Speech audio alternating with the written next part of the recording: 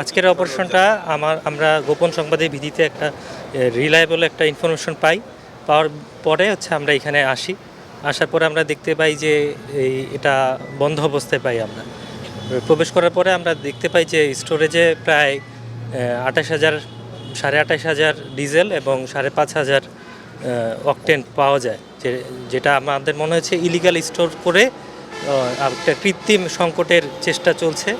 তো আমাদের এটা এরকম অপারেশন আরও সামনে বজায় থাকবে, জারি থাকবে এবং এটার এগেনস্টে বিজিবি স্ট্রং স্ট্যান্ড নিবে যে এরকম যেন কোনো পাম্প, কোনো ফিলিং স্টেশন যেন কৃত্রিম একটা শর্টেজ তৈরি করে জনগণের একটা দুর্ভোগ তৈরি করে যেন না করতে পারে, সেটার এগেনস্টে আমাদের স্ট্রং একটা স্ট্যান্ড থাকবে অবশ্যই। এবং আমরা এইরূপ অভিযান সামনে আরও পরিচালনা করা হবে। টহল আমাদের টহল কার্যক্রম চালু আছে এবং এই ধরনের অপারেশন আমাদের সামনে আরও বজায় থাকবে।